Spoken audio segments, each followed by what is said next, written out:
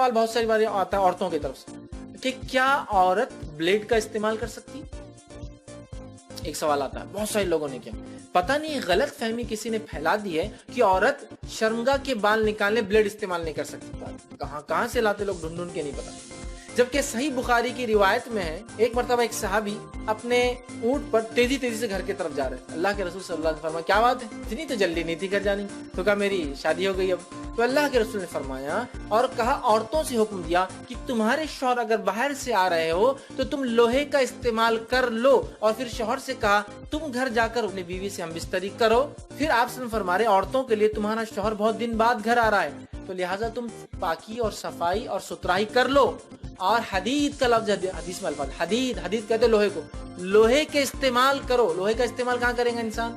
इशारा है औरत के लिए, अपनी शर्मगाह के बाल साफ कर लो, तुम्हारा शौहर आ रहा है, ताकि तुम पाक साफ मिलो।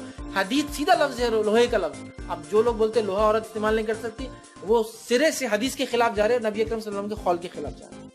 हदीद का इस्तेमाल करो, ठीक है, मतलब अपने आप को साफ। चूंकि लोहे की रगड़ शर्मगाह के अतराफ जरूरी है। ये वो बाल है जिसमें गिलाजत, पेशाब के छींटे उड़ सकते हैं। रगड़ होना, लोहे की रगड़ होना उस पर, जिससे स्किन घसड़े जाए और बाल भी निकले और स्किन साफ हो, ये जरूरी है हदीद। और मर्दों से कहा फिर वो अमल करो घर जाके, मतलब ऐसा अमल करो कि तुम्हें औलाद पैदा हो। तो यहाँ तो हदीस में अल्फाज सीधे हदीद लोहे के, तो औरत ब्लेड इस्तेमाल कर सकती है। तो लिहाजा जेरे नाफ के बाल साफ करना है। जेरे नाफ के बाल की लिमिट जो है वो भी 40 डेज है। और जेरे नाफ के बाल जब इंसान साफ करे तो बालों को लोहे से साफ करे, मर्द भी और औरत भी। आज के दौर में लोहे से मुराद रेजर हो सकता है, लोहे की आती है ना, रेजर, ब्लेड्स और जो भी चीजें जो सेफ हो। रहा मामला क्रीम्स, तो याद रखिए क्रीम से भी साफ हो सकता है, लेकिन हदीस में हदीद का लफ्ज है। लोहा हो, रगड़ हो, बाल साफ हो, स्किन के ऊपर भी कुछ लगे। आप देखते हैं ना जब वस्त्रा लगता है उस तरह, आप कभी बार समझ लो आप बाल बनाते होंगे, पीछे का ये हिस्सा मर्द बनाते हैं ना, उस तरह जब लगता था कितना वाइट दिखता है ना। अच्छा, क्योंकि वो सिर्फ बाल साफ नहीं करता, वो स्किन के ऊपर भी जो डेड स्किन और मैल वगैरह होता है ना, वो भी साफ करता है, चमकता है थोड़ी देर ये, है ना। देखिए आप जब ये साफ करते हैं तो चमकना शुरू हो जाता है ना। तो उसी तरह रगड़ हो, साफ हो, हदीद लोहे से। तो औरतें भी लोहे का इस्तेमाल करें, मर्द भी लोहे का इस्तेमाल करें। इसकी लिमिट भी 40 डेज है। तो बगल के बाल को उखाड़ना है, नहीं उखाड़ सकते तो आपको ब्लेड से साफ करना है, रेजर से। इसी तरह जेरे नाफ भी रेजर से। और रेजर का इस्तेमाल, लोहे का इस्तेमाल बिल्कुल जायज है, बल्कि यही पसंदीदा है कि हम लोहे से करें। इससे बाल भी साफ होते हैं, स्किन भी रगड़ पैदा होती है, और वो इलाका जो पेशाब से गंदा हो सकता है साफ होता है। एक और सवाल लोग करते हैं, उसमें ऐड कर देता हूँ आपके सवाल में। लोग करते हैं कि शर्मगाह के अतराफ में जो बाल मैंने कहा, तो क्या अगली और पिछली दोनों शर्मगाह? तो मेरे भाई अक्लमंदी का तकाजा, ये शर्मगाह सिर्फ अगला हिस्सा ही होता है इंसान, और बाल वहीं आते हैं। बहुत से लोग सवाल करते हैं कि शर्मगाह के पिछले हिस्से की इसमें कोई वो नहीं है, याद रखिए। और उमूमन वहाँ बाल आते भी नहीं है, लिहाजा अननेसेसरी क्वेश्चंस करके अपने आप को प्रॉब्लम्स में डालना ये अच्छी बात नहीं है, ठीक है। तो लिहाजा उसको शर्मगाह से जेरे नाफ। अब बहुत से लोग ये भी जेरे नाफ बोले तो नाफ किसको बोलते समझते हैं आप? नेवल, बोम्बिल, बेम्बी, क्या क्या बोलते हैं अलग अलग जबान में, ठीक है। इंसान अपनी माँ से जो पेट में जुड़ा हुआ होता है इसी हिस्से से होता है, ठीक है। तो जो है नाफ से नीचे तो बोलते हैं अब क्या बताऊं, यहीं से शुरू कर देना बोम्बिल। अरे मेरे थोड़ा तो अकल का तकाज़ा। नाफ से नीचे अंडर का माना आ रहा है, एग्जैक्टली तुम बाउंड्री से शुरू करोगे, फिर बोलोगे कि बाल इतने मजबूत बड़बड़े आ जा रहे, मुश्किल हो जा रही, बनियन से बाहर निकल जा रहे। तो ये सेंस होना चाहिए इंसान को। शर्मगाह के तरफ की बाल यहाँ मुराद है, वरना एक मर्द को जनरली, कुछ लोगों को नहीं होते होंगे लेकिन तकरीबन पूरे आगे बाल होते हैं, पूरे चेस्ट पे बाल होते हैं, पीठ पे बाल होते हैं, हाथों पे बाल होते हैं, पैरों पे बाल होते हैं। तो अब क्या जेरे नाफ बोले तो क्या पूरे पैरों तक साफ कर देते बालों को? ठीक है, क्वेश्चन नॉलेज के लिए है तो ठीक है, जवाब तो हम देंगे, लेकिन थोड़ा सेंस का भी यूज करना चाहिए। बहुत सारे इतने सेंसलेस बोले जेरे नाफ बोले तो बोले नाफ यहाँ है इंसान की, अब क्या यहाँ से पूरे बाल? जेरे नाफ शर्मगाह भी तो मैंने बोला था लेक्चर में, तो लोग बोले हमने यहाँ से साफ कर लिया, कोई पेट पे वो कर दे रहा। आप एग्जैक्टली बताइए। आप वैसे ही मैं बदनाम हूँ दुनिया भर में कि बहुत खुल कर बातें बयान करता हूँ। अब क्या मैं डायग्राम बना के बताऊँ जेरे नाफ बोले तो क्या? वैसे मुझ पर कई इल्जाम है, फिर एक और इल्जाम रहेगा कि अब डायग्राम भी बना के बताता मुल्ला ये हर चीज का। नहीं बोले आप एग्जैक्ट बताइए ये कौन सी बात हुई। इतना एग्जैक्ट नहीं हो सकता कोई चीज, बट नेचुरल है, ह्यूमन नेचर है, फितरत भी है। और जाहिर सी बात है आदमी यहाँ के बाल जब नाफ के नीचे तो पेट से शुरू करेगा तो अहमखाना बात है, इलॉजिकल है, प्रॉब्लमेटिक है और जरूरत भी नहीं है उस चीज की। तो जो बाल यहाँ मुराद है वो जेरे नाफ के, और आपको पता है जेरे नाफ जो बाल होते हैं मतलब जो प्राइवेट पार्ट के पास होते यही बाल बड़े होते, बाकी आपके पेट पे या जो जांघों पर थाइस पे जो बाल होते बढ़ते भी नहीं है, जो आते हैं उतने ही रहते, तो ईयर्स एंड ईयर्स कभी नहीं बढ़ते। आपने कभी सुना किसी के पैर के बाल इतने बड़े हो गए नीचे तक आ रहे हैं? वो बढ़ते ही नहीं है। लेकिन बगल के बाल, सर के बाल, मूंछ के बाल, दाढ़ी के बाल, जेरे नाफ के बाल वो बाल है जो पहले रुए होते हैं, फिर थिक होते हैं, बड़े होते हैं और ये कंटिन्यूसली ग्रो होते हैं। इनकी लेंथ काफी ज्यादा होती है आम बालों के मुकाबले में। भवें देखिए इंसान के नहीं बढ़ते, लिमिट।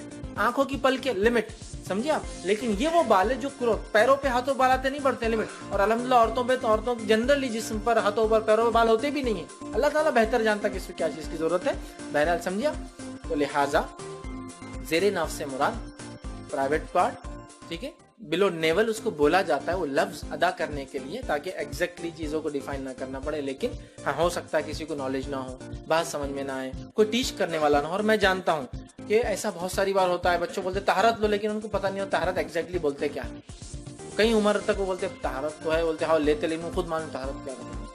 फिर किसी से पूछ लेते कभी हिम्मत करके कि तहरत किसको बोलते, तो बोलता था पेशाब करने के बाद शर्मगाह पे पानी डालना, इसको बोलते। अरे मेरे को तो मालूम ही नहीं इसको बोलते, समझे ना? मतलब एक्सप्लेन नहीं किया जाता बच्चों को। तो बहरहाल तो जेरे नाफ से मुराद वो बाल जो है प्राइवेट पार्ट के अतराफ में होते हैं, उन बालों को भी 40 डेज के अंदर साफ करना चाहिए। और मर्द और औरतें दोनों भी रेजर और ब्लेड का इस्तेमाल कर सकते हैं। और क्रीम्स के ताल्लुक से मैं कहूँगा अवॉइड कीजिए, इसलिए कि इसके साइड इफेक्ट्स बहुत ज्यादा इसके इफेक्ट के मुकाबले, क्योंकि जो क्रीम आपके बालों को जला कर निकाल सकता है वही क्रीम आपकी स्किन को भी रफ, खराब, ब्लैक, कलरलेस या कलरफुल कर देता है। मतलब आपके नेचुरल कलर से बॉडी के अलग कर देता है। तो लिहाजा शर्मगाह एक बहुत डेलिकेट पार्ट होता है बॉडी का, वहां तो मैं कहूंगा ये क्रीम्स के चक्कर में मत जाइए। लोग बोलते अरे रेजर तो और खतरनाक है। रेजर खतरनाक नहीं, जिसको यूज करना आता है। रेजर में टाइप्स ऑफ रेजर होते हैं, एक जनरल रेजर होता है, ठीक है, शेविंग रेजर्स होते हैं, इसी तरह सर्जिकल रेजर्स भी होते हैं, ठीक है। सर्जिकल रेजर्स की खुसूसियत ये है कि जनरली सर्जिकल रेजर्स जब चलते हैं तो वो स्किन को अंदर नहीं लेते हैं कभी भी। वो बनाए ऐसे गए होते हैं कि सिर्फ बालों को अंदर खींचते हैं, वो स्किन को नहीं लेते हैं, ठीक।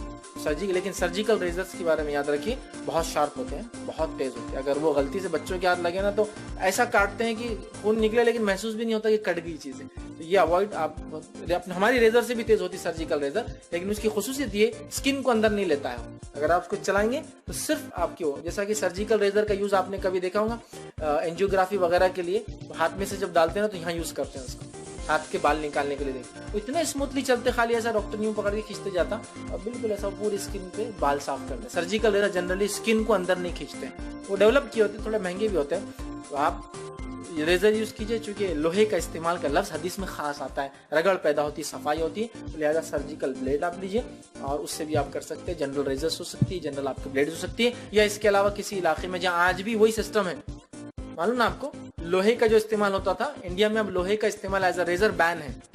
मतलब समझिए आप क्या माना। आपको अगर याद होगा से 15-20 साल पहले और आज भी गांव में एक वस्तरा होता था लोहे का टुकड़ा, उसी को तेज करता था वो नाई, फिर उसको यूज कर रहा, फिर तेज कर रहा, फिर उसको यूज कर रहा। तो कई बच्चों पर पता नहीं कितने सालों से यूज करता हो, तेज करता जाता और यूज करता जाता। वो रेजर पर इंडियन गवर्नमेंट ने बैन लगा दी HIV की फैलने की वजह से, ठीक है।